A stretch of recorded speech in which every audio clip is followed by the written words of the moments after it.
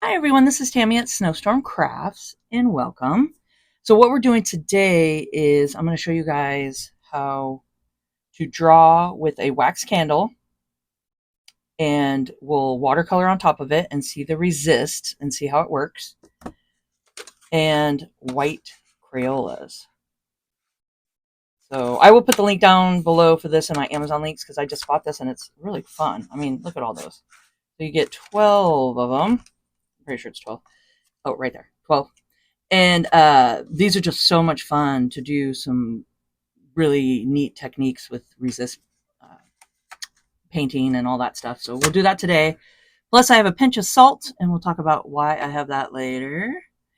And I have just a cotton fabric to dab off the excess paint from my brush, and then I can slow stitch on this when it dries. I just have some paints, just any kind of watercolors work. I mean, any watercolors will work on this. Some 5x7, 98 pound, 160 GSM, just mixed media paper. Now, I would suggest you do it on a mixed media kind of watercolor paper or something, just because we are going to douse it with water pretty good. And let's see how it turns out here. So we'll just get one ready. Okay. So I was just kind of mixing up my paints over here, getting some of these ready of how I want to do the colors. So I hope you guys are having a crafty day today and getting out all your supplies and crafting along with me. I mean, this is just going to be so fun. So just give me just a second and I'll get these ready.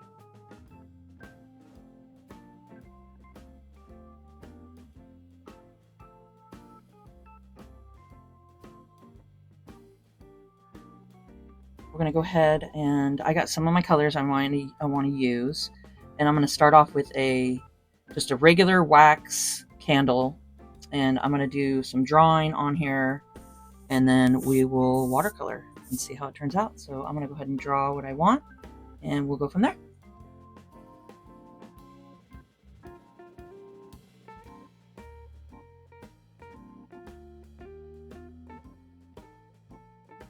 You could see that I was tilting the paper and stuff, and it helps to see where your marks are. And I was just using the tip of this candle and then the ends for the fatter part that I wanted to do. The reason the candle looks like this is because I scraped some off and melted it for another project I was working on. So that's why it looks like that. But you could tilt it and then see where you put the lines, and you could see like a little bit that I can just kind of pop some here. And then after I drew on it, you can see little flakes everywhere. So I'm just kind of dusting those off of there so they're not on here. Okay, and then now I want to take a clean brush. So this is when I was mixing my paint. So I grabbed a clean brush, and I want to try it on this one where we take it and put the water down first. And water down. And you could tape your paper down on the table if you don't want it to move around, but I want to show you guys a quick tutorial here on how to do this. Okay, so I got my paper wet, and now I want to go ahead and start my colors.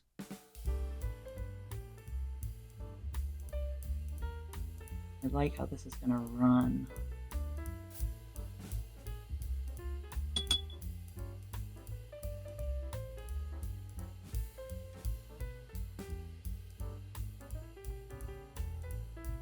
See the resist happening. Isn't that cool?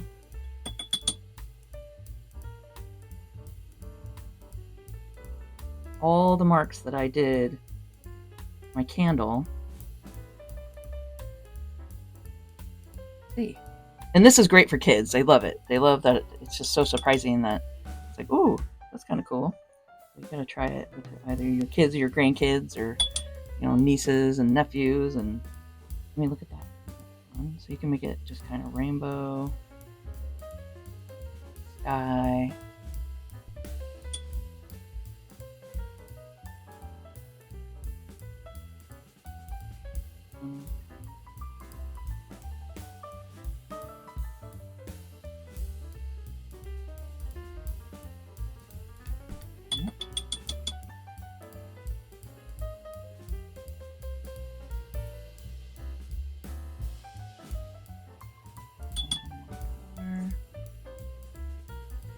go as dark as you want. Definitely see it. And you can see it right there resisting. You can take your... You don't want it to sit there and pull up. That.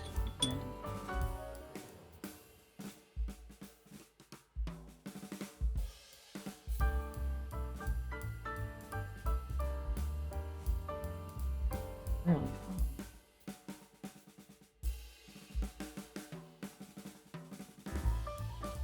Okay. And like I said, you can darken it up.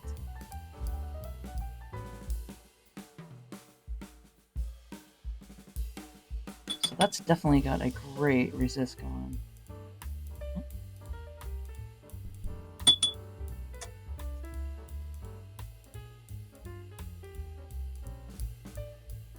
Okay. Then you can take your salt. And this helps give it some texture throughout, and then we'll look at it when it's dry. Let's see.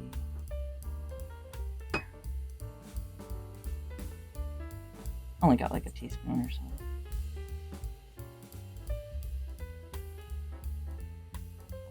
Let's use all of it on this one. Nope. Okay, so I think that turned out really fun. So this is great things that you could do to add to your junk journals. If you get junk journal cover, pages in there, you can make different tags with it and just some fun little things, whatever you can think of. So that's with the candle. Now we're going to do versus Crayola. So I'm going to go set that to the side and clean up, and I'll be right back.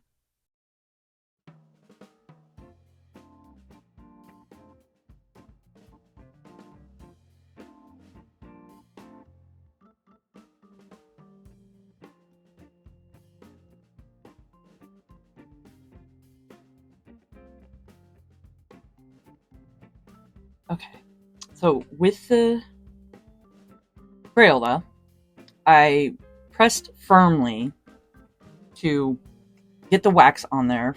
Then when I painted on top of it, I just did it on a dry canvas. So I did dry paint and went across it to see the effects of that.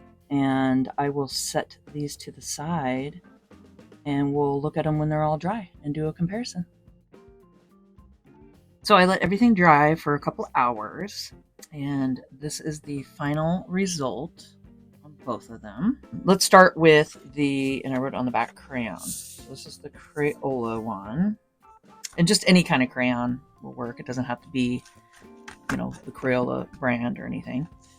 So let's get a close-up of this and talk about it. See. Close-up. So what I'm saying with the crayon is that you have to push pretty hard. So you can see I didn't push as hard here. So it didn't take or resist the paint right here. And that's that for... But it looks really good. I really like it. I think that one turned out.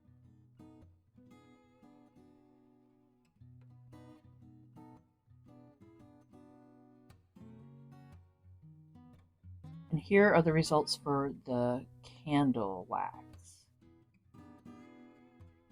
Let's see. And I put the salt on there for some texture. And kind of rub off the salt. And you can see that it leaves like the little white spots on it. So that's really kind of cool.